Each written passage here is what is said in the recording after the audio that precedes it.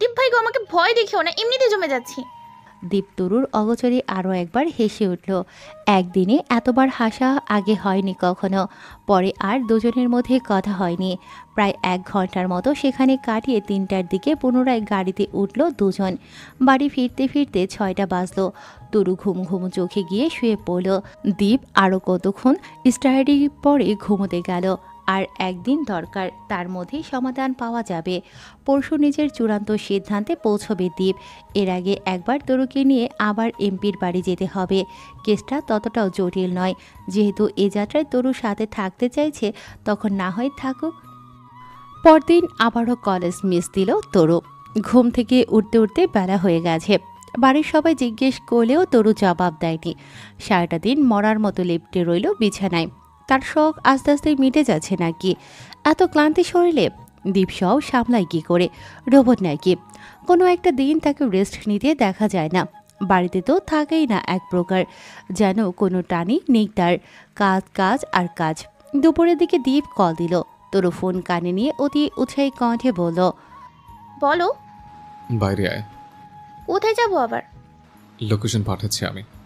তরু আর কথা বাড়ালো না। রেডি হয়ে একদম দ্বীপের পাঠানোর ঠিকানায় চলে গেল। সেদিন রাতেও দুজন প্রচুর খেটেছে বিষয়টা নিয়ে। যদিও তরু কেবল বসেছিল, করেছে তো সব দ্বীপই। সে শুধু গালে হাত রেখে বসেছিল, কখনো নখ কামড়েছে। রাত 2টোর সময় তরুর চোখ মুখ উত্তেজনায় ভরে উঠল। জীবনের প্রথমবার কোনো কেস সলভ হতে দেখে সে রাত তার আর ঘুম হয়নি। তার দীপ ভাইয়ের বুদ্ধি দেখে শিউরে উঠেছিল সে। এতটা মাস্টার মাইন্ড! তরু যেন খুশিতে আত্মহারা হয়ে উঠল। এতটা খুশি সে পরীক্ষায় ফার্স্ট হয়েও হয়নি। পরের দিন বিকেলে দীপ নিজের কাজ শেষ করে প্রশাসনের হাতে সমস্ত ডিটেলস তুলে দেবে। তরু আরও অবাক হয়েছিল যখন দেখল 7 দিনের জায়গায় 4 দিনই কাজ শেষ। কি হবে আগামীকাল? সকলের প্রতিক্রিয়া কেমন হবে? সত্যিটা সামনে আসলে এমপি সাহেবের প্রতিক্রিয়াই বা কী হবে? উনি কি মুখ দেখাতে পারবেন সমাজে? এত ভাবনা ভাবতে ভাবতে রেজাল্টের আগের রাতের মতো রাত কাটল তরুর। অপরদিকে দীপ একদম শান্ত, বরাবরের ন্যায় অটল তার শক্তপোক্ত মুখ।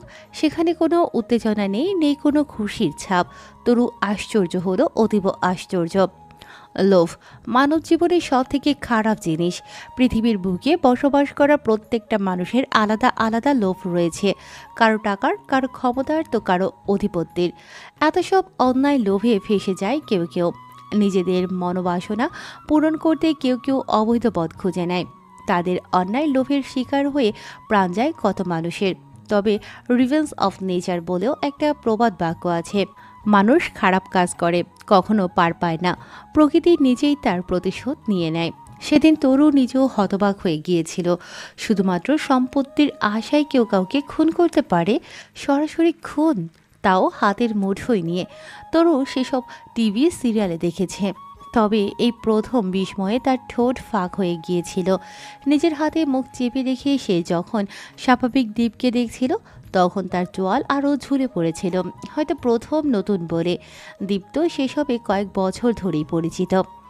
আজকেও প্রকৃতিতে গরম বাতাস প্রবাহমান। মোটামুটি বড় একটা রুমে ফ্যানের ঘটঘট আওয়াজ ছাড়া বাকি সব স্তব্ধ। বাইরে শোরগোলের উচ্চ আওয়াজ, ভেতরে কারো উত্তেজিত শ্বাস, তো কারো নিশ্চিন্ত শ্বাসের আনাগোনা। নীরবতা ভাঙল নাফিজুল আলম নিজেই। আর তো বলো দীপ। দীপ মাথা তুলে চাইলেও নাফিজুলের ঘরমাক্ত চেহারাটায়। এমন বয়সেও তার চোখের জ্যোতি কমেনি, চোখ দুটো জল জল করছে। দীপ পুনরায় ভাবলেশীন নজরে তাক করল সাইফের দিকে। ছেলেটা ভরকে উঠে চোখ নাচায়, জানতে চায় দীপের অভিব্যক্তি। দীপ মুখ খুলল এবার। ফাইলগুলো রাখ। তার গমগমে আওয়াজে তড়িঘড়ি করে হাতের ফাইলটা ধপ করে রেখে দিল সাইফ। নাফিজুল একবার সাইফের দিকে চেয়ে ফাইলটা হাতে নেয়। তিনি বুঝলেন না দীপ সাইফকে তুই বলল কেন। কাগজের খসখস আওয়াজ শোনা গেল কতক্ষণ। উলট পালট করতে করতেই মধ্যবয়স্ক নাফিজুলের চোখ মুখ উল্টে আসে। বিহ্বলতা ছড়িয়ে পড়ে ওনার শরীরের প্রত্যেকটা শিরায়। ওনার কণ্ঠস্বরে সেই ছাপ স্পষ্ট। এটা সত্যি দীপ? দীপ চোখ দ্বারা আশ্বস্ত করল। অতপর উঠে দাঁড়িয়ে চলে যেতে নিলেই বাদ সাধলেন নাফিজুল।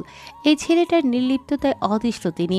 কখন থেকে একসাথে বসে থেকেও মনে হচ্ছে রুমটায় তিনি ছাড়া আর কেউ নেই। তিনি বললেন, তুমি থাকো, আমি মিডিয়াকে খবর দেই। দীপের দু চোখে এক কৌতুকপূর্ণ হাসি ফুটে উঠল। প্যান্টের পকেটে শটান দু হাত গুজে সে বাক্য ক্ষয় করল। সেই রুমটায় তার গলা বড্ড ভারী আর বেশি অদ্ভুত শোনায়। আমাকে বিপদে ফেলতে চাইছেন স্যার? গোয়েন্দা বিভাগের কারো মুখ মিডিয়ার সামনে আসলে শত্রুটা আমাকে বাঁচিয়ে রাখবে নাকি? কেস ইনভেস্টিগেশন করতে বলেছেন, সেটা করে দিয়েছে।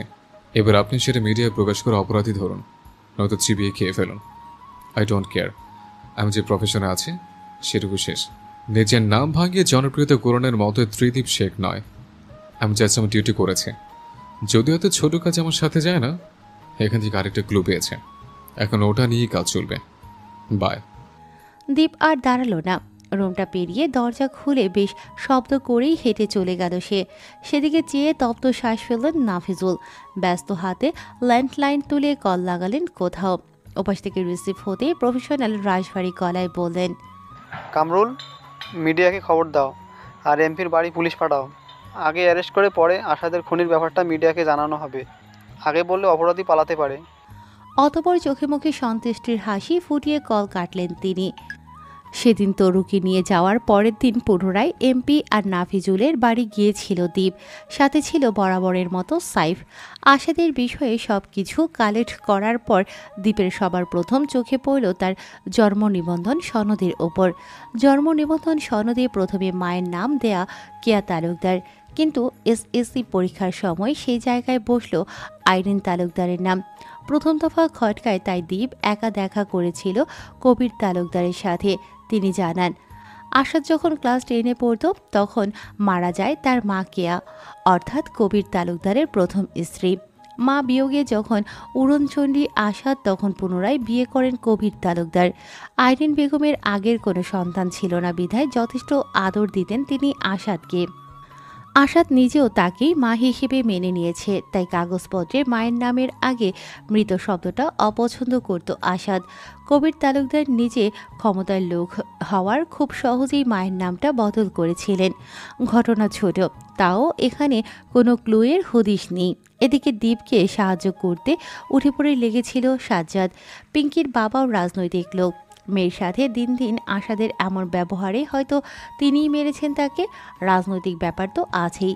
বিষয়টা জানার পর তরু বিজ্ঞের মতো বলেছিল, মোটেও না, পিঙ্কির বাবা এ কাজ করবেন না। সংসদ সদস্য কবির তালুকদারের ছেলের সাথে নিজের মেয়ের সম্পর্ক পাকাপোক্ত হলে ওনার নিজেরই লাভ। দীপ নিজেও সেটা ভেবেছে। সন্দেহের তালিকায় তখনও কারো নাম নেওয়া যায় না।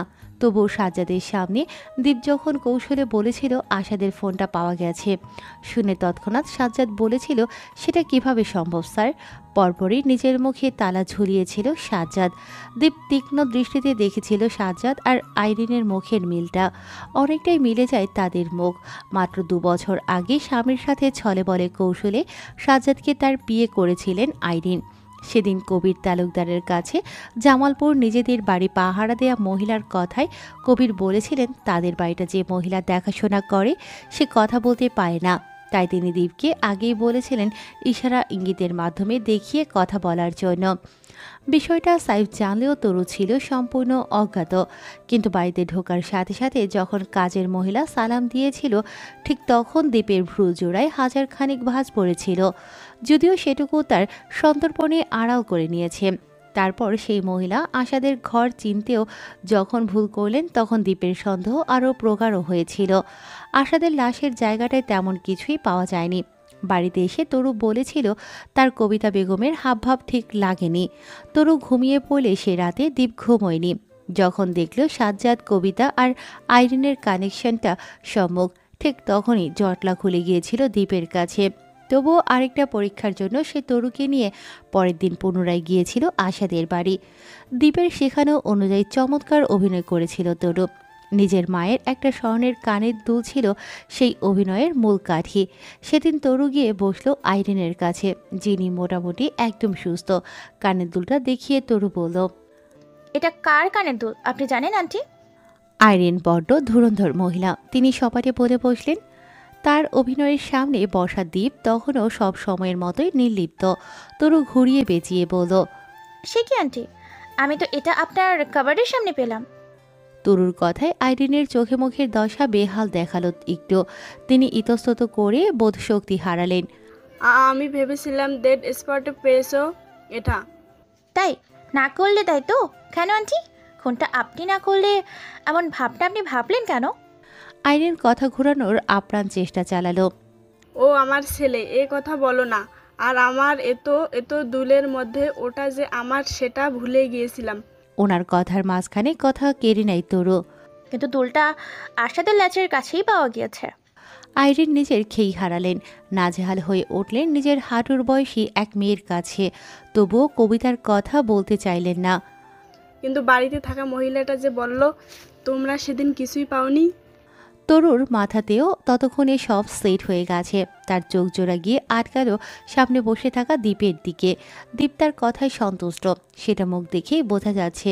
তরু গড় গড় করে বলল, আপনার কথার মিল পাচ্ছি না আন্টি। বাড়ি দেখে রাখা সেই মহিলার কাছে ফোন আসবে কোত্থেকে?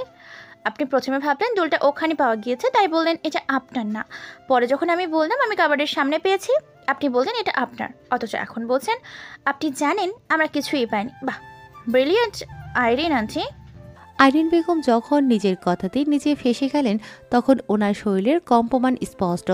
দ্বীপের সন্দেহ ঠিক হওয়ায় তরু খুশি হয়েছিল, সাথে এমন অভিজ্ঞতা পেয়েও। কথার জালে ফাঁসাতে ফাঁসাতে এক পর্যায়ে গিয়ে সব স্বীকার করলেন আইরিন। আরও আগে থেকেই আসাদকে খুন করার পরিকল্পনা ওনার। সেই হিসেব অনুযায়ী ছেলেটার খাবারে আগে থেকে নেশাদ্রব্য মেশান তিনি। আর সাজ্জাদ ওনার নিজের পেটের ছেলে। সম্পত্তির লোভে তিনি সাজ্জাদকে বিয়ে হিসেবে এনেছিলেন কবিরের কাছে। সাজ্জাদের বিষয়ে কেউ কিছুই জানত না তখন। আসাদকে জামালপুরে খুন করা হবে সেটাও ওনার আর সাজ্জাদেরই প্ল্যান। তাই বাড়ির খোঁজ খবর রাখা কাজের মহিলাকে বিদায় করেছে সাজ্জাদ নিজেই। মহিলা কথা বলতে পারেন না, সে খবর বলতে ভুলে গিয়েছিল সে। আর কবিতা গিয়েছিল সে রাতে ওই মহিলা সেজে। কবিতা আইরিনের বোন ছিলেন। বাকিটুকু আর বিশ্লেষণ করতে হলো না আইরিনের। সে রাতেই তাকে পুলিশের হাতে তুলে দেয়া হয়েছে। আর মদ খেয়ে টাল হয়ে থাকা সাজ্জাদ সে বিষয়ে অবগত নয়। আইরিনের স্বীকারোক্তির ভিডিওটা ধারণ করেছিল তরু নিজে। বিস্ময় তখন তার মুখে হাত। তবুও সাহস জুগিয়ে সে দীপ জিজ্ঞেস করেছিল, দীপ ভাই, এত যোগসূত্র একত্রে মিল করলে কিভাবে? সাথে সাইফ ছিল। দীপ যখন বের হয়ে গেল রুম থেকে, তখন সাইফ দীপের মতো অভিনয় করল। তরুর সামনে দীপের মতো হাবভাব করে বলেছিল, প্রথম দিকে তুমি দেখেছো সাজ্জাদের কত আগ্রহ কেসটার বিষয়ে। আমি সেদিনই সন্দেহ করেছিলাম। তার উপর দুজনের চেহারা মিলে। আর আইরিন তালুকদার অসুস্থ ছিলেন না, ওটা বানোয়াট। ফোনের কথা বলাতে সাজ্জাদের চমকে ওঠা আরেকটা বিষয়। সেদিন সাইফকে সাথে নিয়ে গিয়ে আমি নিজেই আইরিন তালুকদারের মোবাইল নাম্বারটা নিয়েছিলাম। আর সেই নাম্বার হ্যাক করার দায়িত্ব দিয়েছিলাম সাইফকে। তবে আইরিন তালুকদার বুদ্ধিমতী মহিলা, ওনার ফোনে উনি কোনো কথাই বলেননি।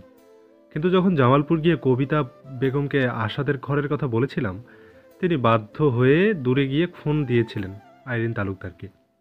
কেননা হাতে গোনা 2-3 বার গিয়ে উনি আশাদের ঘরটা চিনতেন না। আইরিন বেগম সাজ্জাদের কাছ থেকে খবর নিয়ে ওনাকে বলেছিলেন। সেসব অডিও আপনি জানলেন কি করে? বললাম না, সাইফ হ্যাক করেছিল নাম্বার। রাতে সাইফ নিজেও এ কাজেই ছিল। তরু চোখ দুটো বড়সড় করে বলল, তবে ছাড়ছিলেন কাকে ফোনের মধ্যে? সাইফ জিভ কাটল। যদিও সে দ্বীপের মতো বলতে পারেনি, কারণ দ্বীপ তরুকে তুই বলে। আর সাইফের মুখ দিয়ে সেসব বের হবে না। তার খানিক থতমত মুখ থেকে তরু হেসে দিয়েছিল। মিষ্টি গলায় ছুরি বসিয়েছিল সাইফের বুকে। হয়নি সাইফ ভাইয়া। সেই হাসি মুখ দেখে বরাবরের ন্যায় মুগ্ধতা আকাশ ছুঁয়েছিল সাইফের সবার অগোচরে। টেলিভিশনের সামনে বসে সেসব আকাশকুসুম কল্পনায় মত্ত তরু। টিভির ভাষা পর্দায় বারবার ভেসে উঠছে আশাদের ছবি, তারপর অপরাধীদের ছবি। এক পর্যায়ে মাইক হাতে নিয়ে ঘামে ভিজে যাওয়া নাফিজুল সুশ্রীর চেহারাটাও দেখল তরু। কলেজ থেকে এসেই খবর শুনতে বসেছে সে। তার অপেক্ষমান কান দুটো সজাগ দ্বীপের নাম শুনতে, অথচ সেই নাম উচ্চারিত হলো না। তরুর ধৈর্য পাখির মতো উড়ে গেল। গুটিয়ে যাওয়া ভ্রু নিয়ে তবুও সে চেয়ে রইল ড্রয়িং রুমের টিভিটার দিকে। তার মাঝে কোথা থেকে দোয়েল এসে বসলো তার কোলে। মেয়েটার অপেক্ষা যখন শেষের পথে, ঠিক তখন শুনতে পেল নাফিজের হাস্যোজ্জ্বল রিনরিনে কণ্ঠস্বর। তদন্তের আগে ইনভেস্টিগেশনের নাম যায় না হলেও এখন তা জানা গিয়েছে। 1 সপ্তাহের সময় নিয়ে মাত্র 4 দিনে সমস্ত তদন্ত শেষ করেছেন তিনি। পুরো কাজ সম্পূর্ণ করেছেন সিক্রেট ক্রাইম ইনভেস্টিগেশনের ডিপার্টমেন্টের অফিসার ত্রিদীপ শেখ এবং তার অ্যাসিস্ট্যান্ট সাই। তরু ঝট করে রিমোট চেপে টিভি বন্ধ করে দিল। সে নিজেও তো এখানে অবদান রেখেছে, একটু হলেও। ওর নাম তো বলছে না। মায়ের বকাঝকায় তরু ভাবলো এখন সাইফ ভাইয়ার নাম নিলেও ভবিষ্যৎ সেটা সাইফ থাকবে না, তখন সবাই বলবে অ্যাসিস্ট্যান্ট তরুনিধি শেখ। ভেবেই হাসল সে। দীপ এখনও বাড়িতে আসেনি। তাকে তরুর একটু দরকার আছে। কলেজের একটা সমস্যার সমাধানের দায়িত্ব সে নিজ কাঁধে নিয়েছে। সে কাজে দীপের সাহায্য প্রয়োজন। শুধু একটু পয়েন্ট ধরিয়ে দিলেই হবে, ব্যাস। বাকিটা ও একাই করবে।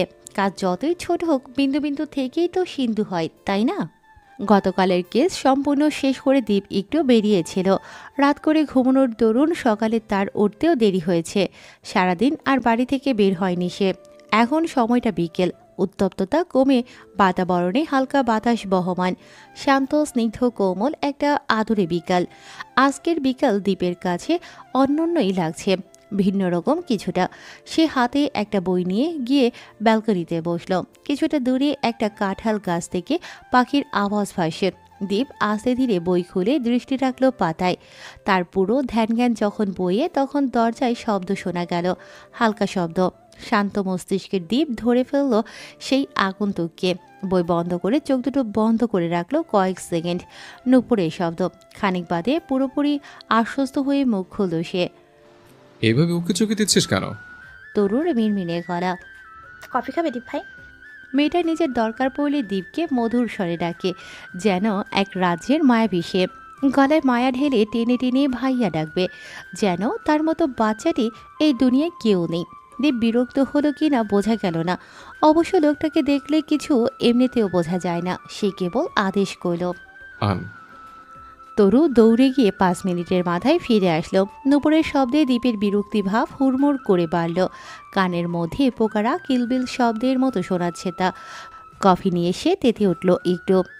নূপুর পরে আমার সামনে আসবে না, বেয়াদব। তরু মুখটা কাচুমাচু করে ফেলল।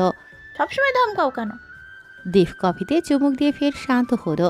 তার গোটানো ভ্রু টান টান হয়ে উঠল। তরু ইনিয়ে বিনিয়ে বসতে চাইছে, হাবভাবে স্পষ্টতা। দীপ কয়েক সেকেন্ডের ব্যবধানে গলা নরম করে বলল, কি প্রয়োজন এসছিস? মেয়েটা আকাশে চাঁদ পাওয়ার মতো আশকারা পেয়ে ধপ করে বসে পড়ল দীপের সামনের চেয়ারে। তার বসার ধরন অগোছালো। শরীরের প্রকোপে উল্টে পড়তে নিয়েও সামলে উঠল। দীপ তখনও চেয়ে দেখছে এত ছটফট করতে থাকা মেয়েটাকে। তরু সাবলীল গলায় কেসে বলল, মনে করো আমি একটা গোয়েন্দাগিরির সাহায্যের জন্য তোমার কাছে এসেছি।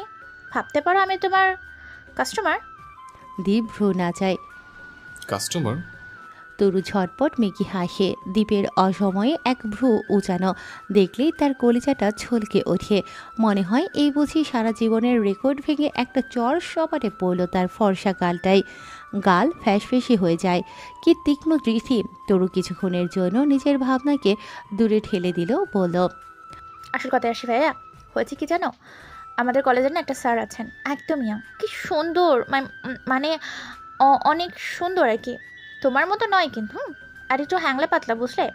গায়ের রংটা এত ফর্সা না হলেও দেখতে সুন্দর লাগে। তার কথার মাঝখানে দীপ ধমকে উঠল। কলেজের স্যারের বর্ণনা দিতে এসছে সেখানে? এত খুঁজে খুঁজে কি দেখিস স্যারকে?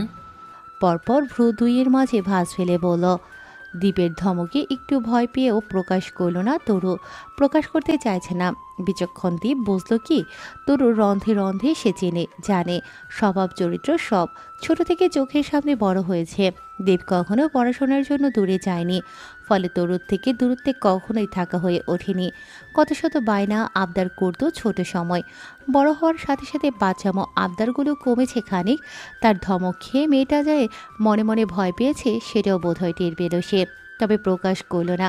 একইভাবে চেয়ে রইল। তরু নিজে থেকেই বলল, আরে কিছু বললে প্রথম থেকেই তো বলতে হবে, তাই না? তুমি তো বুঝোই। যাই হোক, কাজের কথা আসি। প্রতিদিন স্যারকে জানি চিঠি দেয়, বুঝলে? মানে প্রতিদিন ওনার দাঁড়ানোর ডেস্কের সামনে। উনি যথেষ্ট বিরক্ত এটা নিয়ে। তাই আমি ভেবেছি এই চিঠি দেয় সেটা আমি বের করব। ক্লাস শেষে সেটা ওনাকে বললেও এসেছে। এখন এটা আমার মান সম্মানের প্রশ্ন, তাই না?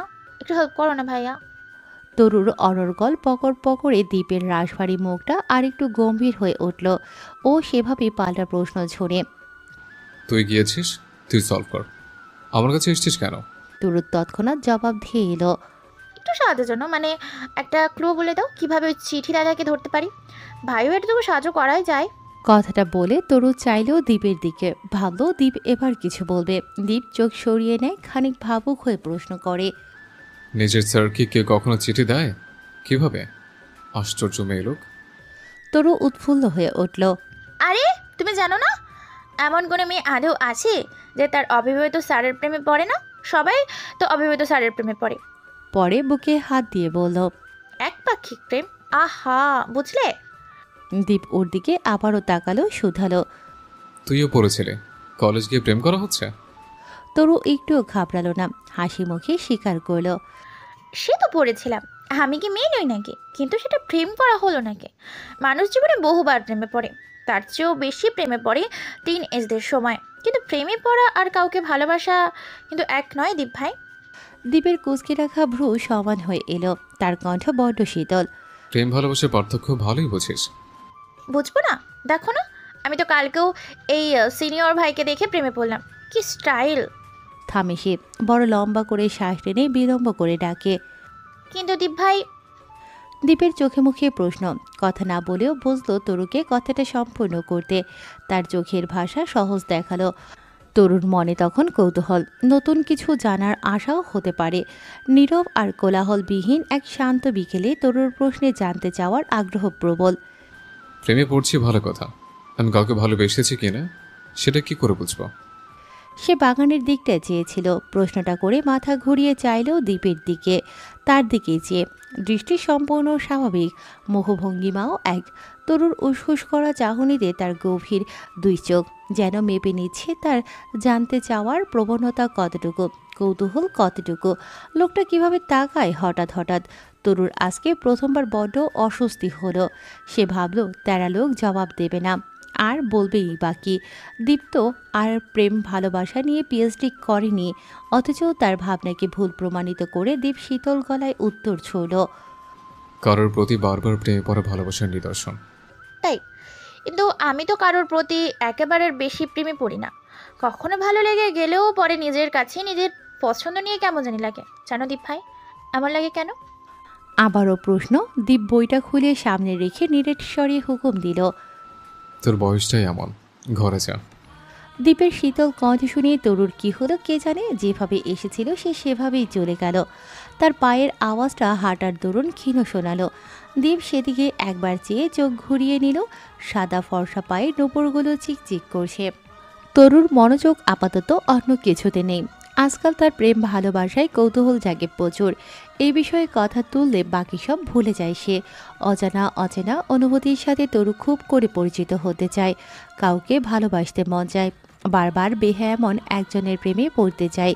তবে সেসব হয়ে ওঠে না। এমন কাউকে সে পায় না যার প্রতিটা কাজে সে শত সহস্রবার প্রেমে পড়বে, মুগ্ধ হবে বারবার। তার অযাচিত ভাবনা ভাবতে ভাবতেই কলেজের কথাটা বের হয়ে গেল মাথা থেকে। নতুন করে এক উদ্ভট অনুভূতি তার বুকে দোলা দিল। সেসবের ব্যাখ্যা সে জানে না। কেমন নীরব হয়ে উঠল। শান্ত বিকেলে ফ্যান ছেড়ে কাঁথা গায়ে দিয়ে শুয়ে পড়ল সে। আজকাল সে সুন্দর সুন্দর স্বপ্ন দেখে, ভারী অদ্ভুত স্বপ্ন, বড্ড ঘুম পায় তাই। একটা আবছা স্মৃতি হিসেবে রইল সেদিনের সুন্দর বিকেলের কথোপকথনগুলো। ভবিষ্যতে মনের কোণে ঠাঁইও তো পেতে পারে। দ্বীপের সাথে তরুর এই মুহূর্তটা কাটানোর জন্যই কি তবে বিকেলটা এত সুন্দর আজকে? প্রকৃতি এত নির্মল কেন? কেন কোথাও নেই কোনো হতাশার ছাপ? দরজায় ধূপধাপ শব্দে বিরক্ত হলো তরুর মুখটা। ঘুমের মাঝে একবার এপাশ থেকে ওপাশে ফিরল সে, তবুও তো শব্দ কমছে না। মেয়েটা টেনে চোখের পাতা দুটো খুলে ফেলল। দৃষ্টি গিয়ে ঠেকলো সিলিং ফ্যানটার দিকে। কতক্ষণ ওভাবে চেয়ে থেকে মুখ খুলল তরু। আসছি আম্মু, যাও তুমি। দরজায় আর শব্দ শোনা গেল না। হাওয়ার তালে মিলিয়ে গিয়ে ফের নিস্তব্ধ হয়ে পড়ল রুমটা। তরু উঠে বসে হাই তুলল বড় করে। চুলগুলো খুলে ঘুমানোর দরুন এলোমেলো। বিকেলে দ্বীপের রুম থেকে এসে শুয়েছিল সে। এখন হয়তো রাত 9টা। ডাইনিং টেবিলে হয়তো খেতে বসবে সবাই। তাই মায়া ডাকতে এসেছিলেন মেয়েকে। বাবা আর চাচা তাকে একবেলা রাতেই দেখতে পান। তারা যখন অফিসে যায় তরু তখন ঘুমিয়ে থাকে, আর না হলে যেদিন অফিসে না যায় সেদিন। তাই তো তরুকে ছাড়া রাতের খাবারটা ওনারা এক প্রকার খেতেই চায় না। রাতের খাবারটা সবাই একসাথেই খায়। এসবের মাঝেও তরু তার ছোট বাবাকে একটু বেশি মিস করে। তার আবার তায়েব শেখের সাথে ভাবটা একটু বেশি। যতবার তায়েব বাড়ি আসেন ততবার তরুকে নিজের বিভিন্ন কেসের কথা গল্প করে শোনায়। তরুর হয়তো ঝোঁকটাও তাই ওদিকেই বেশি। সে বসে থেকে এলোমেলো চুলগুলো হাত খোপা করল। এক পল চাইল নিজের পায়ের দিকে, বা পায়ের নুপুরটা উল্টে আছে। সযত্নে সেটা ঠিক করে বিছানা থেকে নেমে দাঁড়ালো তরু। অমনি মেয়েটার মাথা ঘুরে উঠল। তরুর একটা দোষ আছে হয়তো, খাওয়ার সময় হয়ে আসলে মাথা ঘোরায়। সে আর দাঁড়ায় না, ব্যস্ত পায়ে জুতো জড়িয়ে ওয়াশরুমে ছোটে। হাত মুখ ধুয়ে নাচতে নাচতে নামতে লাগলো সিঁড়ি বেয়ে। নুপুরের আওয়াজ পেয়ে ডাইনিংয়ে বসা প্রত্যেকটা চোখ গিয়ে আটকালো তরুতে। দীপ নিজেও তাকিয়েছে। এতক্ষণ বাবা চাচার সঙ্গেই আলাপ করছিল। মহিলারা টেবিলে খাবার সাজাচ্ছেন। তরুকে এইভাবে আসতে দেখে মৃদু ধমক দিলেন তামজিদ শেখ। আসছে নামো তরু। তরু সে ডাক শুনে গিয়ে বসলো বড় আব্বুর পাশেই। সবাইকে একবার দেখে নিয়ে বলল, মাথা ঘুরাচ্ছে তো, তাই মনে হয় বেশিই খিদে পেয়েছে। বলেই দাঁত বের করে হাসলো। তার কথায় উদ্গ্রীব দেখালো সবাইকে। পাশে বসা তরুর বাবা বললেন, বেশি খারাপ লাগছে আম্মু? পরপর ধমক দিলেন মায়াকে। তোমাকে আমি বলি না মেয়েটাকে একটু পরপর খাওয়াবে? মায়া বেগম মাত্রই তরকারি বাটি এনে রেখেছিলেন টেবিলে। একবার ভাসুরের দিকে চেয়ে মাথা নিচু করে বলেন, সে আপনি বললেই কি, জিজ্ঞেস করে দেখুন তো তাকে। 3 বেলার বেশি তার মুখে ভাত রুচে কি না। কতবার বলি বিকেলের দিকে কয়েকটা খেয়ে নে, আপনাদের নবাবী সেটা শুনে কখনো? তামজিদ শেখ থামালেন ওদের। আহ থাক না মায়া, কিছু বলো না। মায়া বেগম হাঁ করে গেল। সে কি কিছু বলেছে নাকি বকেছে মেয়েকে? জাহানারার দিকে তাকিয়ে অসহায় ভঙ্গিতে বলেন, দেখলে আপা, দেখলে কিছু বলেছি ওকে আমি। ভাইজান আর নিজের বাবার আশকারা পেয়ে একদম উচ্ছন্নে যাচ্ছে দিন দিন। তরু এখানে নীরব দর্শক, কিছু বলার নেই। তাকে নিয়ে তার মায়ের আহাজারি শেষই হয় না কখনো। মায়া বেগমের এক কথা, পড়ালেখা ছাড়া আর কিছুই পারে না সে। শৈলে বড় হচ্ছে তবু আক্কেল হচ্ছে না। এসব শুনে বাড়ির সবগুলো সদস্য অভ্যস্ত। তাদের কান সয়ে গেছে সব। এখানে তরুর মতোই নীরব দর্শক দীপ, তাসিন, আরিশা আর নাদিম। দোয়েল ঘুমিয়ে পড়েছে। তরু মুখ অন্ধকার করে খাবার মুখে তুলল। তার সামনে বসেছে তাসিন, তাসিনের পাশে আরিশা, আরেক পাশে দীপ। আরিশাকেও বসিয়েছে ওনারা 3 যা। মেয়েটা বসতে চায়নি, শ্বশুরের ধমকে বসতে হয়েছে বেচারিকে। তরু ভাত মুখে দেওয়ার ফাঁকে একবার চাইল দীপের দিকে। সে মানব যন্ত্রের মতো খেয়ে যাচ্ছে, ছোট ছোট দোকমাতার। বড় বড় আঙুলের ফাঁকে এত কম ভাতের পরিমাণ দেখে তরুর নাক সিটকায়। আলগোছে চোখ সরিয়ে চাইল তাসিনের দিকে। দুজনকে পাশাপাশি ভালোই দেখাচ্ছে। তরু খেয়াল করল তাসিনের মুখে মিটিমিটি শয়তানি হাসিটা। অমনি ওর ভ্রুজুরা সমান তালে কুঁচকে জড়ো হয়ে গেল। এই লোক খাওয়ার মধ্যে শয়তানের মতো হাসছে কেন? সে আবারও চাইল আরিশার দিকে। তরু হাতের খাবারটা মুখে না তুলে তাকিয়ে রইল আরিশার দিকে। দ্বীপের মতো জহুরি চোখ, সবসময় যেখানে সেখানে কিছু খুঁজে বেড়ানোর নেশা। সে দেখল আরিশার মুখেও খানিক হাসি লেপটে। তার সন্দেহী চোখের মণি দুটো কতক্ষণ ওদের দিকে ঘুরে ফিরে ততষ্ট হলো। মেয়েটা ধপ করে মাথা নিল ডাইনিং টেবিলের নিচে। হঠাৎ ওর এহেন কর্মকাণ্ডে সবাই হক চুকিয়ে গেল। এদিকে তাসিন একদম জেন্টালম্যানের মতো ভালো হয়ে গেল। আলগোছে আরিশার চোখের চাহনিও দেখে নিয়েছে, যে চোখে ওকে ভস্ম করে দেওয়ার ইঙ্গিত স্পষ্ট। তামজিদ শেখ শুধালেন তরুকে, কি হয়েছে তরু? তরু মাথা নামিয়ে তখনই তুলে ফেলেছে। খেতে খেতে মাথা নেড়েই কিছু না বুঝিয়ে দিল। তার ইশারায় সবাই আশ্বস্ত হলে মুখ টিপে হাসল তরু। একবার আরিশাকে চোখ টিপেও দিয়েছে। নীরব পরিবেশে নাদিম মুখ খুলল। তরুপু, আমার ছাড়পত্র এনেছো? তরু মনে করার মতো করে বলল, ও হ্যাঁ হ্যাঁ এনেছিলাম। তোর স্যার আমায় বললো তুই নাকি পড়াশোনায় আন্ডা পাস। তরুর কথা শেষ হওয়ার আগেই নাদিমের পিঠে দুম করে চর বসালেন নীলিমা। বকছেন তিনি নাদিমকে। বেচারা মুখ চেপে চুপ রইল। তরুর আব্বু তাসদিদ শেখ বলেন, তাইফ আমাকে বলল নীলিমা কালকেই আসবে নাকি? কোন দিন যাবে? নীলিমা বলেন, ওনার ব্যস্ততা আছে ভাইয়া, হয়তো সেদিনই চলে যাবেন। তরুর মনটা ঝুপ করে খারাপ হয়ে গেল। ছোট আব্বু আসবে তবুও থাকবে না ভেবে তার হৃদয় বিষিয়ে গেল। আবার নাদিম নীলিমাও চলে যাবে, বাড়ি একদম নিবিড় হয়ে যাবে। এতক্ষণে সুস্বাদু খাবারগুলো এবার আর ভালো লাগলো না তরুর। তরু কথা না বলে উঠে গেল। যাওয়ার সময় তার দিকে সব সময়ের মতো তীক্ষ্ণ চোখে তাকিয়ে থাকা দীপকেও দেখে গেল। জাহানারা বললেন, এমা, তরুর আবার কি হলো রে? নীলিমা হাসলেন, বললেন, আমরা চলে যাব তো তাই হয়তো খারাপ লাগছে, আমারও তো ভালো লাগছে না। মায়া বেগম একটু শাসিয়ে বলেন, আমার দেবরটা কষ্টে আছে আর তুই তোর ভালো নিয়ে পড়লি। তার কথায় দুজনেই হেসে দিলেন। খাওয়া শেষে যে যার রুমে চলে গেল। খালি হলেও মস্ত বড় ডাইনিং টেবিলটা, যেখানে একটু আগেও শব্দ ছিল, ছিল কতগুলো শ্বাসের আনাগোনা, ভিন্ন ভিন্ন কণ্ঠ। সব নিস্তব্ধ হলো, মানুষের সম্পর্কের মতো। এই আছে, এই নাও থাকতে পারে, একত্রিত হলে বিচ্ছিন্ন তো হতেই হবে, নিয়ম বলে ওটাকে। আরিশার পিছু পিছু ঘরে ঢুকলো তাসিন। দোয়েল ঘুমোচ্ছে। মেয়েটার মসৃণ আদলটা রাগে লাল হয়ে আছে, সেই সাথে লজ্জাও। তরুর সামনে সত্যি লজ্জায় পড়েছে এখন, তাই সে তাসিনের উপর রেগে আছে। ডাইনিং টেবিলে বসিয়ে পায়ে গুতাগুতি করার কিসের স্বভাব। তাসিন বউয়ের পেছন পেছন আসতে আসতে অনুনয় করল, আরে আরিশা, দেখো ধুর, তরু কি ছোট নাকি? আর ও তো কাউকে কিছু বলেনি। এই মেয়ে, আসো। মেয়েটা রেগে থাকতে পারছে না মোটেই। তাসিনের মুখ দেখেই তার হাসি পাচ্ছে, তবুও শত চেষ্টা করছে সেটা লুকোনোর। পারছে না বলেই তো পিছু তাকাচ্ছে না। একবার তাসিনের চোখে চোখ পড়লে নিশ্চিত সে হেসে ফেলবে। পেছন থেকে ওর বাহু ধরে নিজের দিকে ঘোরালো তাসিন। আরিশার চোখ পড়তেই দুজনে একসাথে হেসে দিল। ছেলেটার চোখ ঘুরে আসলো স্ত্রীর সমগ্র মুখে। হালকা হাসির আওয়াজ রুমটা জুড়ে। তাসিন কতক্ষণ এক ধ্যানে দেখল সেই মুখ। তার দৃষ্টি গিয়ে আটকেল স্ত্রীর ঠোঁট জোড়ায়। স্বামীর নজরে কেমন কুণ্ঠিত হলো আরিশা। তাসিন একবার বিছানায় নজর ফেলে দেখল দেয়ালে গিয়ে।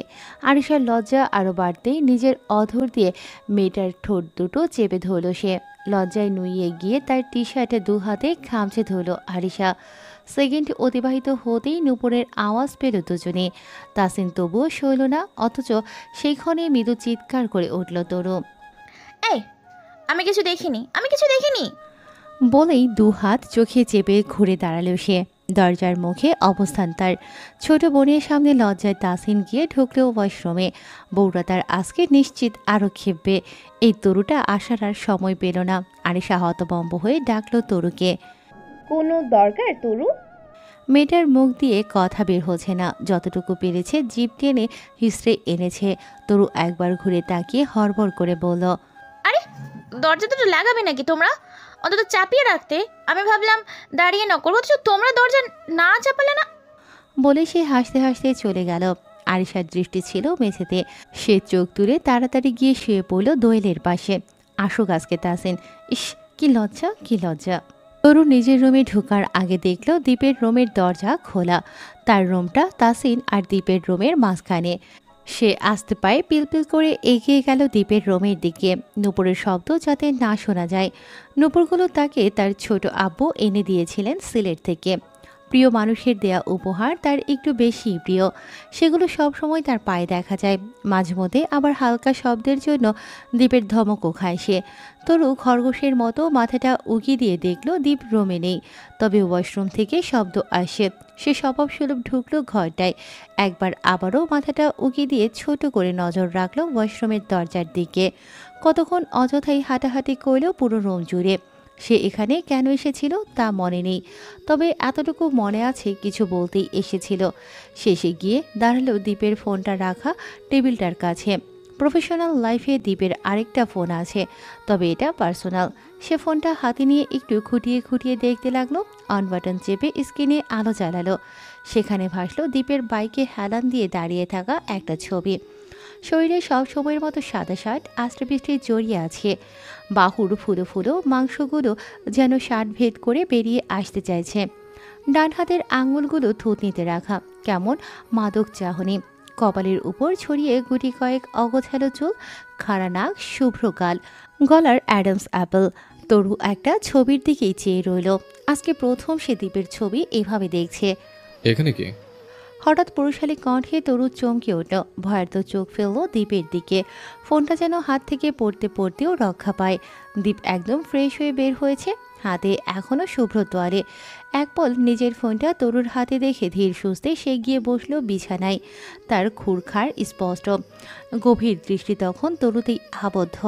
সে বালিকা বুকে কোনোরকম থুথু ছিটায়, ঘোর কাটিয়ে হাতের ফোনটা টেবিলে রাখলো, দাঁড়ালো সোজা হয়ে। এমনি তোমার রুমে কি আমি আসতে পারি না? একটু অভিমানী হওয়ার চেষ্টা করলো সে, বোঝাতে চাইছে তার দীপের রুমে আসার অধিকার আছে, আর দীপের এই কারণে ধমক দেওয়ার কোনো অধিকার নেই। দীপ তখনও যে তরু নিজের অগোছালো ভাব ঢাকতে এসে বসল বিছানায়, যথাসম্ভব দূরত্ব রেখেই। দীপ চোখের পলক ফেলল না, বলল সেভাবেই, এক্সপ্রেশনের সাথে তো মুখ মিলছে না। না মেলুক, কিছু একটা জন্য এসেছিলাম, কিন্তু এখন মনে পড়ছে না। দীপ চোখ ঘুরিয়ে হাতের তোয়ালেটা অদূরে ছুঁড়ে মারল। তার ঘরের দরজা হাঁ করে খোলা। তরু জিভ দিয়ে ঠোঁট ভেজাচ্ছে, কি বলবে, কেন বলবে, কিভাবে বলবে। ভাবতে ভাবতে সে অতিষ্ঠ। এই সময়ে এই ঘরে আসা তার ঠিক হয়নি একদমই। আমতা আমতা করল সে।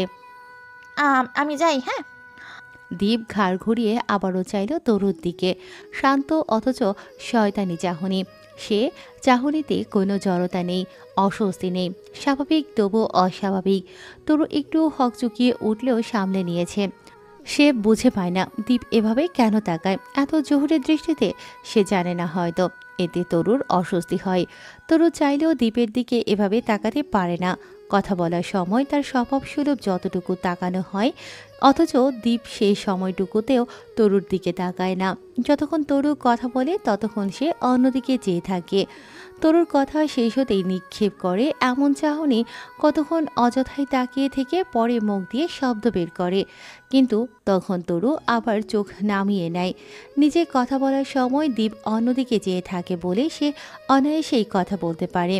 মূলত এতটুকু ভিন্নতার কারণে তাদের দুজনের কখনোই চোখে চোখ রেখে কথা বলা হয়নি। মানে চোখের দিকে তাকিয়ে দীপ শীতল গলায় প্রশ্ন করল, ছোট মা চলে যাবে বলে তোর মন খারাপ? তার অস্বস্তি ঢাকতে দীপ প্রশ্ন করেছে। পরিস্থিতি সামলানোর এক অসীম ক্ষমতা তার। তরু মাথাটা একটু নিচে নামিয়ে নিল। দীপ হয়তো ডাইনিং টেবিলে বসেই খেয়াল করেছে, তখন তো দেখল লোকটা একবার তাকিয়েছে, যদিও পরপরই আবার চোখ সরিয়ে নিয়েছে। সে পা দিয়ে মেঝে খুঁড়তে খুঁড়তে জবাব দিল, হ্যাঁ গো দীপ ভাই, বাড়িটা একদম নীরব হয়ে যাবে তাই না? তুমিও তো বাড়িতে থাকো না, শুধু আমি, দোয়েল আর আরিশা ভাবি। এতটুকু বলে থামল সে, ঠোঁট কামড়ে কিছু ভাবলো, পরপর দুষ্টু হাসলো। মন খারাপ কেটে গেল তার। আরেকটা ভাবি হলে মন্দ হয় না তাই না? স্পষ্ট খোঁজা, বিয়ের বয়স পেরিয়ে যাচ্ছে, এখনো বিয়ে করছে না বলে দীপকেই বলেছে। ওর কি দীপের সাথে কৌতুক করার বয়স হয়েছে?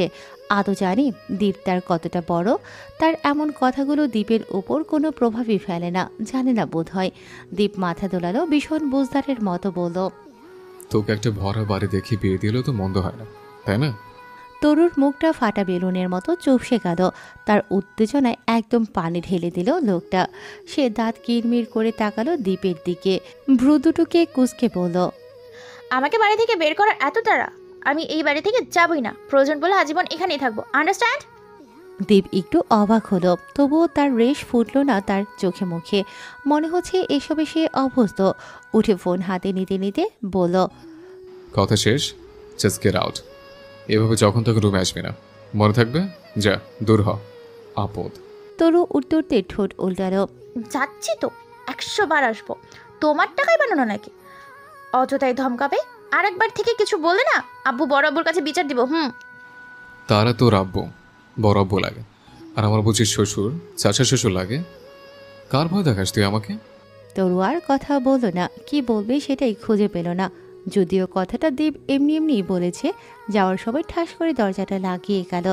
সেই শব্দে নিচ থেকে মায়া চিৎকার করলেন, তরু রে, আমি আসলে খবর আছে তোর। দরজাগুলো ভেঙে ফেলবি নাকি? এখন কোথায় তোর বাপ চাচারা? এসব শুনছে না? বাদর কোথাকার একটা, সবগুলো মানুষকে জ্বালিয়ে মারবে একদম। ডাকো ডাকো, কেউ বাদর, কেউ অশুভ, কেউ আপদ। বিড়বিড় করতে করতে সে নিজের ঘরে ঢুকে পড়ল। ফের পরনের ওড়নাটা একটানে খুলে বিছানায় ছুরি মেরে নিজেও শুয়ে পড়ল, 4 হাত পা ছড়িয়ে ছিটিয়ে। প্রস্তুতি নিল একটা লম্বা সুন্দর ঘুমের। আবারও স্বপ্ন দেখবে সে সুন্দর সুন্দর, মন ভালো করা রূপকথার স্বপ্ন, বিকেলের মতো। একটা সুন্দর প্রভাত, চারপাশে দোয়েলের কিচিরমিচির। রুমের জানালাটা খোলা, হালকা সূর্য কিরণ অবলীলায় প্রবেশ করছে সে পথে। মৃদুমন্দ হাওয়ায় সফেদ পর্দাগুলো নড়ছে। সারা রাতের ব্যবসা গরমটা সকালে একটু কমে। তরু একটু গড়াগড়ি খেলেও বিছানায়। সূর্যের অতি তীক্ষ্ণ আলোটা একদম তার চোখে মুখে উপচে পড়ছে। সে সুন্দর করে আড়মোড়া ভেঙে ঘুম থেকে উঠল। গায়ের ওড়না ছাড়াই গিয়ে জানালার কাছে দাঁড়ালো। তার খাটের পাশে জানালা, আর বাম দিকে ব্যালকনি। কতক্ষণে দাঁড়িয়ে ওয়াশরুমে ঢুকলো তরু। যে গরম পড়েছে, অসহ্য অসহ্য। ড্রেস পরে একটা বেনি করে অপর বেনিটা করতে করতে নিচে নামলো তরু, হেয়ার ব্যান্ডটা হাতের কবজিতে। সে চেয়ারে বসে পাউরুটি হাতে নিল, জেল মাখিয়ে পরপর কামড় বসালো। মুখে খাবার থাকায় তার কণ্ঠ জড়ানো শোনা যায়। ছোট আব্বু কখন আসবে ছোট মা? নীলিমা নাদিমের রুটিতে জেল লাগাতে লাগাতে উত্তর দিলেন, এসে পড়বে 10টা 11-র দিকে। আমি আসার আগে যাবে না কিন্তু। মুখে নিজের মতো খাবার পুড়তে পুড়তেই বলল সে। জাহানারা হেসে ফেললেন, আরিশাও হেসে বলল, উনি তোমাকে না দেখে চলে যাবে হেও সম্ভব নাকি? তরু উঠতে যাচ্ছিল, তবে বাদ সাধলেন মায়া এসে। তিনি রান্নাঘরে ছিলেন, তার বাজখাই কণ্ঠে কষ্টরাও হুটুপুটি খাচ্ছে। রাতে অমন শব্দ করে দরজা লাগিয়েছিলি কেন? তরু চোর ধরা পড়ার মতো চুপ রইল। কি বলবে, হাতের উল্টো পিঠ দিয়ে মুখ মুছল। তার আর চোখে তাকানোর মধ্যেই সিঁড়িতে শব্দ হলো। দীপ নিচে নামছে, গায়ে একটা সাদা শার্ট, উপরের 2 বোতাম খোলা। সেখান দিয়ে উকি দিচ্ছে তার পেটানো শরীরের বুকের অংশটুকু, চুলগুলো ভেজা। তরু সেদিক থেকে মনোযোগ খিঁচে এনে মায়ের দিকে তাকালো। দীপকে দেখেই তাদের ব্যস্ততা বেড়েছে। সে একটু মুখ ভ্যাংচালো, পরপর মায়ের উদ্দেশ্যে আওড়ালো, সেটা তোমাদের গুণধর ছেলেকে জিজ্ঞেস করো, সে কি করেছে। দীপ সে কথা শুনল, চেয়ার টেনে বসতে বসতে বলল, আমি তোকে কি করলাম? তরু আর চোখে চেয়ে রইল দ্বীপের দিকে, দৃষ্টি না সরিয়ে জাহানারার উদ্দেশ্যে বলল, তোমার ছেলে আমাকে কি বলে জানো বড় মা? আমি যাতে জীবনেও তার ঘরে আর না যাই। জাহানারা বেগম কেমন করে হেসে দিলেন, মুখে তড়িঘড়ি আঁচল চাপলেন। তরু দেখলে রক্ষে নেই, তিনি মিছিমিছি দীপকে শাসন করলেন, এসব কেমন কথা দীপ? তোমার ঘরে ও গেলে কি মহাভারত অশুদ্ধ হয়ে যাবে? দীপ চোখ মুখ কুঁচকে ফেলল। তরুর কি তার সাথে লাগা ছাড়া আর কাজ নেই নাকি? সে বিরক্ত হলো, তরুর দিকে তাকালো, মৃদু ধমকে বলল, তোকে বলেছি যখন তখন যাবি না। পুরোটা সোনার মেয়ে কি তরু? মাঝপথে কথা কেড়ে নিল। ও তাহলে তোমার ঘরে যেতে হলে এখন থেকে অ্যাপার্টমেন্ট নিতে হবে? এ পর্যায়ে মায়া ধমকে উঠলেন মেয়েকে, তুই যাবি কেন সে ঘরে সেটা বোঝা। ছেলেটার ঘরে কত দরকারি কাগজ থাকে। তো আমি কি সেগুলো খেয়ে ফেলবো? তাদের কথা কাটাকাটি নাদিম আর দোয়েল নীরবে দেখছে। একবার মায়ার দিকে, একবার জাহানারার দিকে, তরুর দিকে, তো দ্বীপের দিকে তাকাচ্ছে। দোয়েল নিজের ছোট ছোট আঙুল শসিয়ে বলল আধো বলিতে, এই তোমরা ঝগড়া করতো কেন? আজকে আব্বু আসবে, বলে দেব পুপিকে মারবে, ছোট আব্বুকেও মারবে। মায়া রান্নাঘরে যেতে যেতে বললেন, একটুও সম্মান দেয় না বড়দেরকে। এত বড় ছেলেটার সাথে কিভাবে কথা বলে দেখছো? আমি কিছু বললেই দোষ। তরু চুপচাপ উঠে গেল। তার মায়ের বকবকানি শুনলেই তার কান শেষ। রুম থেকে ব্যাগ নিয়ে নিচে নেমে দেখলো দীপ বাইকে বসছে। সে তাড়াতাড়ি দৌড়ে গিয়ে দাঁড়ালো দীপের সামনে। দীপ হেলমেটের উপর দিয়েই তাকে দেখে চোখ রাঙালো, মুখে বলল না কিছুই। চাবি দিতেই তরু আটকালো। আমাকেও নিয়ে যাও না প্লিজ ভাইয়া। আমি উল্টো দিকে যাচ্ছি, পথ ছাড়। তরু বলল, একটু নামিয়ে দিয়ে যাও। কোথায় যাচ্ছ তুমি? সে তীক্ষ্ণ দৃষ্টিতে চেয়ে থেকে পাল্টা প্রশ্ন করলো, সেটা তোকে কেন বলবো? কতক্ষণ আগে না ঝগড়া করলি? তরু মিছিমিছি চোখ বড় বড় করে ফেলল। আমি? ইমা কখন তোমার সাথে ঝগড়া করেছি? তুমি কি আমার ছোট নাকি? এসব বলা মহা পাপ, ছিছি। দীপ চাবি ধরে রাখা হাতটা শক্ত করে দাঁতের দাঁত চেপে ধরল। তরুর অভিনয় দেখে বিরক্ত ভাব বাড়ছে তার। সে রেগে বলল, তোর এই আলকা ঢং দেখলে মন চায় তোর একটা আছাড় মারি। বেয়াদব, রাস্তা ছাড়। তার হুঙ্কারে তরু কেঁপে উঠে সরে দাঁড়ালো। দ্বীপের বাইকের চলন্ত চাকা দুটোর দিকে তাকিয়ে তপ্ত শ্বাস ফেলল। না চাইতেও তার দ্বীপের সাথে ঝগড়া হয়ে যায়। নিজের সমবয়সী কেউ না থাকায় দ্বীপের সাথেই সবসময় এমনটা হয়। তাসিন তো তার থেকে অনেক বড়। বাড়িতে দ্বীপের পরেই তরু। যদিও দ্বীপ তরুর সমবয়সী তো নয়ই, বরং তার সাথে মজা করার মতো বয়সের পার্থক্য নেই। তবুও কিভাবে কি হয় আল্লাহ জানেন। তার বাবা বড় ভাইয়ের অনেক পরে বিয়ে করেছিলেন, তাই চাচাতো দুই ভাইয়ের সাথে বয়সের ব্যবধান একটু বেশি। তরু আনমনে সেসব ভাবতে ভাবতে কলেজ পৌঁছালো। ভালো কথা বললেও দোষ। লোকে বলে না যত দোষ নন্দঘোষ, এখানে নন্দঘোষ হলো তরু। তরুর কলেজ যখন ছুটি হলো তখন দুপুর 2টো বাজে। মেয়েটা গরমে ঘেমে নিয়ে কলেজের বাইরে এলো। আজকে তাকে নিতে গাড়ি আসবে না। সে কতক্ষণ গেটের সামনে দাঁড়িয়ে রইল। তিশা আসেনি। দুপুরের এই সময়টায় তাদের কলেজের সামনে রিস্কার দুর্ভিক্ষ দেখা দেয়, পাওয়া যায় না একদম। সে কতক্ষণ রাস্তায় তাকিয়ে রইল, কোথায় যেন ডুবে গেল হঠাৎ। আপন মনে ডুবে থাকা তরুর ধ্যান ভাঙল কারো ডাকে। তার পুরো নাম নিয়ে ডাকছে। সে ঘাড় ঘুরিয়ে দেখল নাফিজার হাস্যোজ্জ্বল মুখটা এদিকেই আসে। লম্বায় তরুর থেকেও কম, তরুর কাঁধের আরেকটু উপরে। সে কাছে আসতেই তরু হেসে সালাম দিল। আসসালামু আলাইকুম আপু, কেমন আছেন? ওয়ালাইকুম সালাম। এই তো আলহামদুলিল্লাহ, তুমি কেমন আছো? ভালোই। কিছু বলবেন? নাফিজা হালকা হাসল। তার মনে অন্য ভাবনা। যদি তরু দ্বীপের চাচাতো বোন হয় তাহলে অবশ্যই দ্বীপ সম্পর্কে সে সব জানে। তার উপরে সেদিন রাতেও একসাথে ছিল। নিশ্চয়ই তরুর দ্বীপের সাথে সম্পর্ক ভালো। দ্বীপ সম্পর্কে কিছু জানতে হলে তরুকেই ধরতে হবে। হাসি মুখে জবাব দিল নাফিজা। হ্যাঁ চলো না কোথাও বসি। চলুন। তরু দ্বিরুক্তি করে না। রাস্তার অপর পাশে একটা কফি শপ। তরু কয়েকবার তিশাকে সাথে নিয়ে এসেছে। সেখানে ঢুকে আগে নাফিজা বসলো। মেয়েটার পরনে আজকেও টপ আর জিন্স, তবে উপরে স্যুট আছে। তরু নিজের চেয়ারটায় বসতে বসতে প্রশ্ন করল, কি বলবেন? নাফিজা বাধা দিতে চাইল। তুমি এমন আপনি আজ্ঞা করছো কেন? তুমি করেই বলো। তরু মেকি হাসলো। বাইরের কাউকে সে তুমি বলে না, আর বাড়ির কাউকে আপনি। মুখ দিয়ে আসে না। এখন তো তার হাসিটাও আসে না।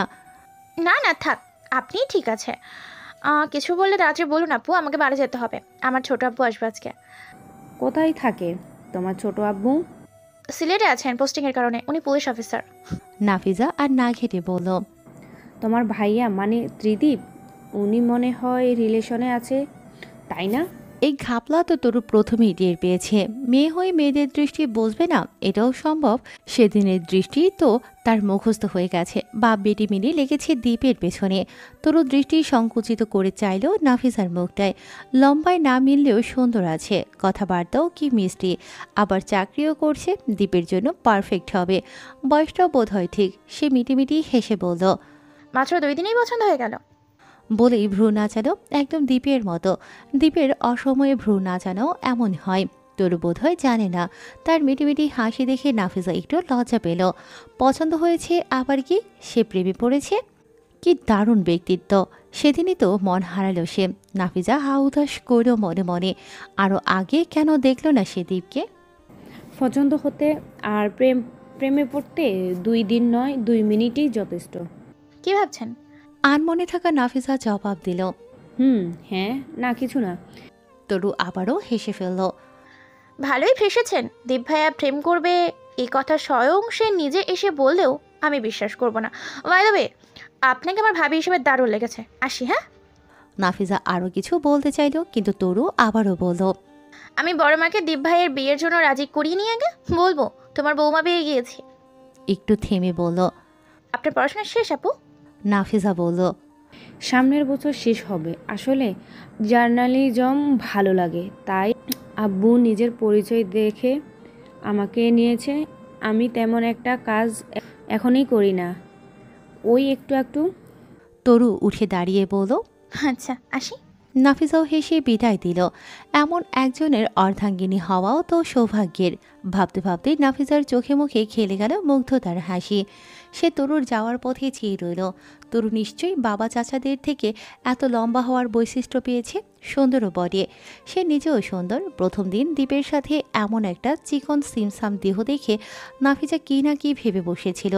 অবশ্য না ভেবেও উপায় নেই। দুজনকে একসঙ্গে এত মানায়। নাফিজা আপন মনে তবা তবা করে উঠল। কাকে নিয়ে কি ভাবছে সে? তায়েফ খান যতবার বাড়ি আসেন ততবার 2 হাত ভরে জিনিস নিয়ে আসেন।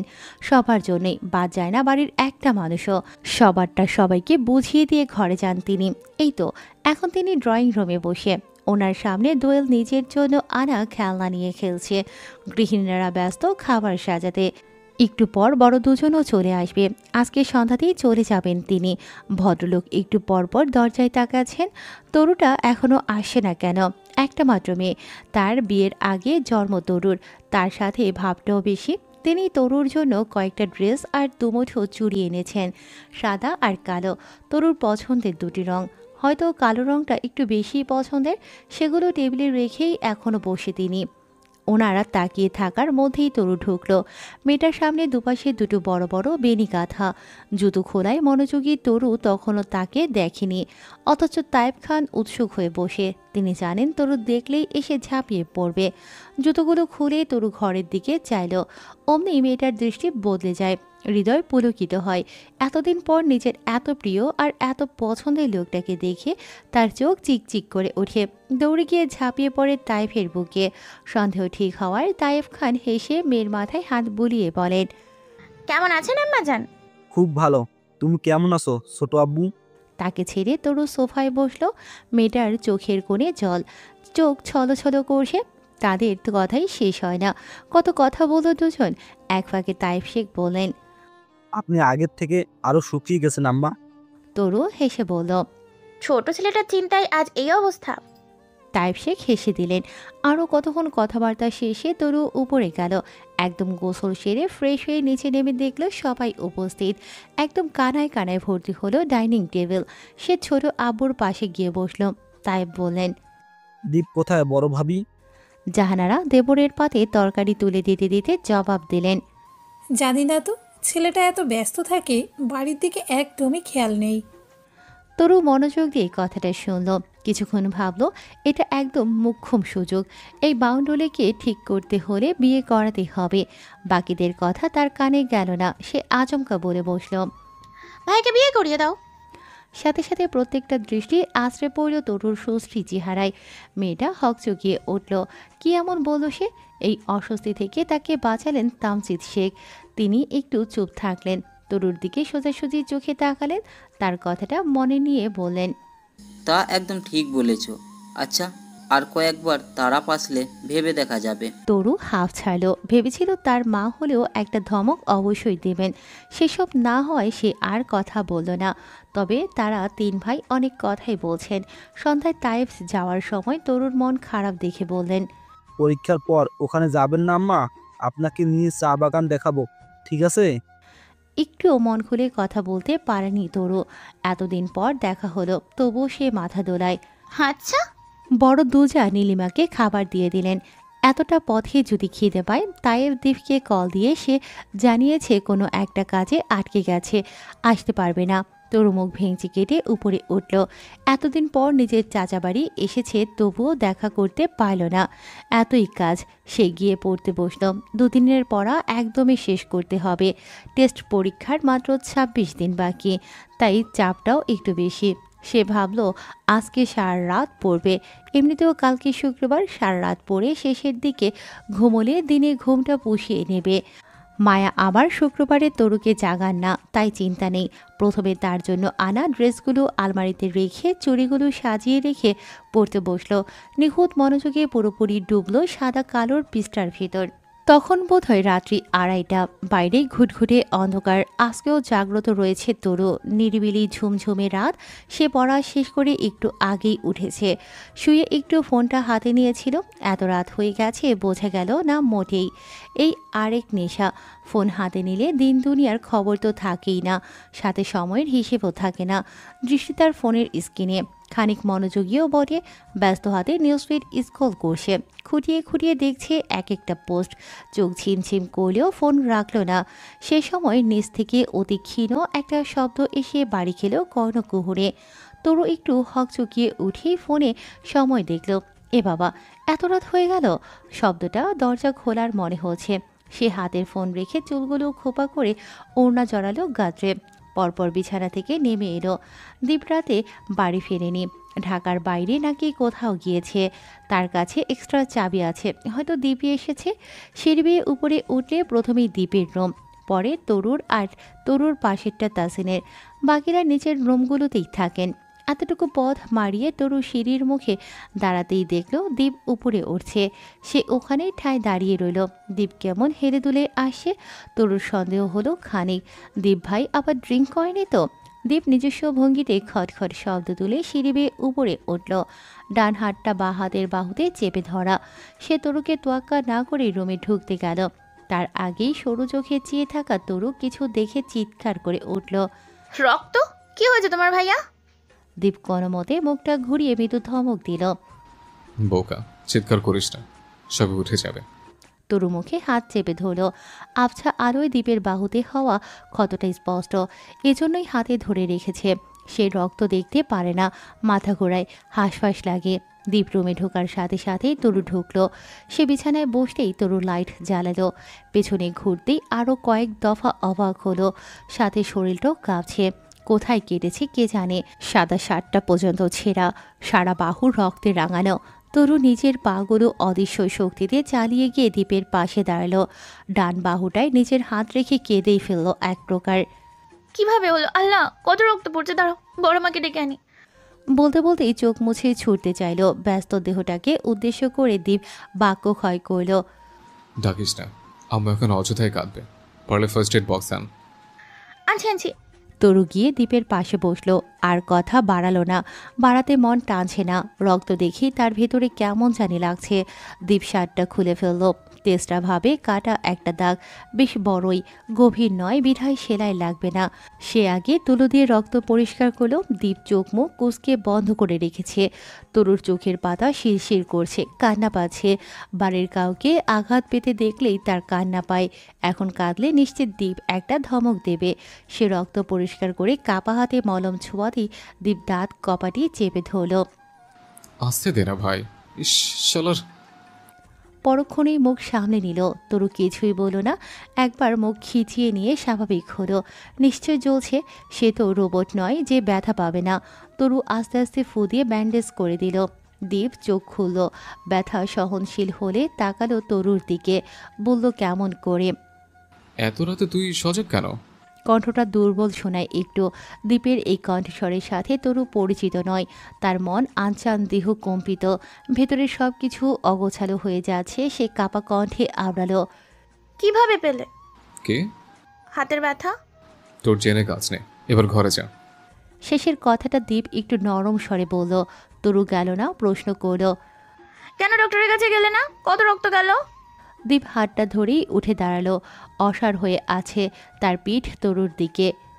কালকে সকালে তো নাফিস আপু নিউজ পড়তো, গোয়েন্দা সংস্থার অফিসার ত্রিদীপ শেখ সন্ত্রাসীদের দ্বারা আহত হয়েছেন, আক্রমণ করা হয়েছে তার উপর। তুই খুশি হতি, তাই না? তরু মুখ ভেঙচি কেটে বলল, বেশি বুঝো তুমি। পরপর আবারও নরম করলো গলা। দীপ ভাই, খাবার আনি? দীপ ওয়াশরুমের দিকে পা বাড়ালো। একবার লাল চোখের তরুকে দেখে নিল। খাবো না নিধি, তুই ঘুমা গিয়ে যা। ধ্যান জ্ঞান হারিয়েছে দীপের। কত ব্যথা এভাবে পেয়েছে সে, সেগুলো পিঠে। আজকে তরু আছে, অন্যদিন কেউ থাকে না। সকালে পোশাকের নিচে চাপা পড়ে সেসব। সে চায় না কেউ জানুক। সবাইকে পরোক্ষভাবে আগলে রাখা দীপ নিজের ক্ষেত্রে বড্ড উদাসীন। ওয়াশরুমে ঢোকার সময় বা হাতটা আবারও লাগলো দেয়ালে। দীপ কোনোরকম মুখ বুজে সহ্য করার চেষ্টা চালালো, তবুও মুখ দিয়ে বের হয়ে গেল। উফ। তরু তখনও যায়নি, মাত্র দরজা পর্যন্ত গিয়েছে। সে পুনরায় তড়িঘড়ি আসলো দীপের কাছে। ব্যান্ডেজের ওপরেই লাল হয়ে উঠেছে। দীপ হাত দিয়ে দাঁড়িয়ে আছে। তরু উদ্বিগ্ন হলো, একটু শাসিয়ে বলল, আবার কি হলো? ব্যথা পেলে? দেখে চলবে না, ছোট তুমি এখনো। অনর্গল প্রশ্নে মাথা ব্যথা করছে। শাসন করা মুখটায় যে কি বলবে সে। মনে পড়ল তরুর চঞ্চলতার কথা। মেয়েটা যে কোনো কথা সবাইকে বলে দেয়। দীপ একটু বুঝিয়ে বলল, আম্মুকে বলিস না কিছু। তরু কতক্ষণ দাঁড়িয়ে থেকে চলে গেল। বলবে না সে, নিশ্চয়ই কোথাও তদন্তের কাজেই গিয়েছিল। হয়তো ধরেছ কয়েকটাকে। হাতাহাতির সময় নিশ্চয়ই লেগেছে। আহারে, কতটা রক্ত গেল। তরুর তো ঘুম পাচ্ছে এখন। সে পিলপিল পায়ে দরজা পর্যন্ত গিয়ে মুখটা এগিয়ে নিয়ে বলল, ওষুধ খেয়েও কিন্তু দীপ ভাই, দীপ আর উত্তর দেয়নি। তরু আনমনে রুমে চলে আসলো। সে সজাগ ছিল বলে দীপ হয়তো এভাবেই আরও কত আঘাত পেয়ে বাড়ি আসে। চিন্তা করবে বলে কাউকে বলে না। আজকেও নিজের হাতের ব্যান্ডেজটা নিজেই করতো, তাকে কখনোই ডাকতো না। তরুর মন বাগানে উকি দিল দীপের ভাবনা। একটা বউ থাকলে তো সেবা টাপা করতে পারতো, যত্ন করতে পারবে। আঘাত পেলে না বললেও বউ ঘরের মানুষ অবশ্যই বুঝে যাবে। পরক্ষণেই তার মাথায় উদ্ভট কিছু চিন্তা ভাবনা এলো। তার যে কষ্ট লাগলো, এভাবে কি দীপ ভাইয়ের বউয়েরও কষ্ট লাগবে? সে কত যত্ন করে রক্ত পরিষ্কার করলো, ফু দিল, সেভাবে কি দীপ ভাইয়ের বউও করবে? দীপ ভাইয়ের বউয়ের চোখেও কি জল আসবে? আসলেও কি সেটা তরুর মতো হবে? তরু হঠাৎ চমকে উঠল, অপ্রতিভ হয়ে উঠল দেহ। এসব কি ভাবছে সে? আর হঠাৎ এসব ভাবছেই কেন? বিপদ সংকেত। না না, তার মনকে সে বেঁধে রাখবে, একদম নিজের ইচ্ছায় চলতে দেবে না। এভাবে চলতে থাকলে নিশ্চয়ই একটা অঘটন ঘটে যাবে। ঘটবেই। কথায় আছে, নারী পুরুষ মোম আর আগুনের মতো, কাছে আসলে গলবেই। তরু কয়েকদিন ধরে একটু বেশি দ্বীপের কাছাকাছি থাকছে। মূলত থাকতে তার ভালো লাগছে, কিন্তু তার অবচেতন মন তখনও সেসব জানে না, টের পর্যন্ত পাচ্ছে না। ভালোবাসার সূত্রপাত তো ভালো লাগা থেকেই হয়। মনের কুটিরে কারো বসবাস তো অগোচরেই হয়। বোধ শক্তির বাইরে গিয়েই তো অনুভূতির অতলে মন ভাসে। তরু বুঝি জানে সেসব। ভালোবাসা কঠিন এক অর্থপূর্ণ শব্দ, যে অর্থ সুস্পষ্টভাবে এখনও কেউই জানে না। বোধ করা যায়, যার ব্যাখ্যা সাগরের চেয়েও অতল, আকাশের চেয়েও অসীম। কারো কাছে ভালোবাসা মানে সুখ, কারো কাছে আনন্দ, তো কারো কাছে দুঃখ কষ্ট। কারো মনে ভালোবাসার ধারণা সুবিন্যস্ত মাঠ, কারো মনে ভালোবাসা মানে গভীর আধার। তরুটা আজকাল সেসব ভাবছে খুব। তার হৃদয়ে স্রোতের মতো ভেসে বেড়ায় এসব চিন্তা ভাবনা। বয়সটাই হয়তো এমন, যেখানে কৌতূহল আছে, আছে অজানা কে জানার এক আকাশ পরিমাণ অভিলাষ। তার কাছে প্রেম মানে কষ্ট, ভালোবাসলে কষ্টও পেতে হয়। তবে ভালোবাসার মানুষের ছোট্ট ধমকেও যে হাজার সুখ লুকায়িত থাকে, তরু সেটা জানে না। সহজে ভালোবাসতে চাই না কাউকে সে, কিন্তু আজকাল একটু বেহায়া হতে মন চায়। তার একটা প্রেমিক থাকুক, যার সাথে হাতে হাত রেখে জ্যোৎস্না বিলাস করা যাবে, হুড খোলা রিস্কায় শাড়ি পরে ঘুরে বেড়ানো যাবে, যেই প্রেমিকের চোখে চেয়ে কথা বলতে তার হাঁটু কাঁপবে, লজ্জায় লাল হবে তার শুভ্র মুখখানি। একলা সময়ে যার কথা মনে মনে করে আনমনে হাসতে পারবে, সাজাবে হাজারো স্বপ্ন, মুঠো মুঠো আবদার নিয়ে হাজির হবে সেই প্রেমিকের সামনে। তার এমন আবদারগুলো বিনা দ্বিধায় পূরণ করবে তার প্রেমিক পুরুষটা। তার আবার বেশি চাওয়া পাওয়া নেই, শুধু চায় সেই পুরুষ তাকে অনুভূতির সাগরে নিয়ে যাক, মনের সবগুলো কথা কোনো জড়তা ছাড়াই প্রকাশ করুক তার কাছে। হাতে হাত রেখে কথা দিক সারা জীবন সাথে থাকার, তার দিকে অপলক দৃষ্টিতে চেয়ে থাকুক, বড্ড যত্ন করে গুছিয়ে দিক তার এলোমেলো চুলগুলো, মিষ্টি করে বলুক ভালোবাসি, ডুবিয়ে দিক এক সাগর লজ্জায়। পড়ার টেবিলে বসে তরু, হাতে এখনও একটা কলম, আঙুলের ভাঁজে ভাঁজে স্থান পেয়েছে সেটা। হঠাৎই চমকে উঠল সে। এসব কি ভাবছে সে? কয়েকদিন পরে পরীক্ষা তার, আর এখন বসে সে এসব ভাবছে? পড়ালেখার থেকে মনোযোগ চলে গেলে সেটা ফিরিয়ে আনা কঠিন কাজ। আজকাল কেমন সব কিছুতেই আনমনা হয়ে যাচ্ছে সে, হৃদয়টায় ঝড় উঠে মাঝে মধ্যে। আর তরু সবচেয়ে আশ্চর্য তখন হয় যখন তার এরূপ চিন্তা ভাবনার মাঝে দীপের মুখটা ভেসে ওঠে। তরু হকচকিয়ে যায় তখন। দীপ আবারও ব্যস্ত হয়েছে নিজের কাজে, তরুকে কাছে ঘেঁষতে দেয় না তেমন। সেদিনের রাতের পর থেকে তরু ভাবে হয়তো পরীক্ষার জন্য। তার মাথা থেকে এখন সেই কলেজের বিষয়টাও চলে গেছে। এখনও সে নাফিজার কথা কাউকে বলেনি। 15 দিন হলো নীলিমা চলে যাওয়ার, সব আগের মতো।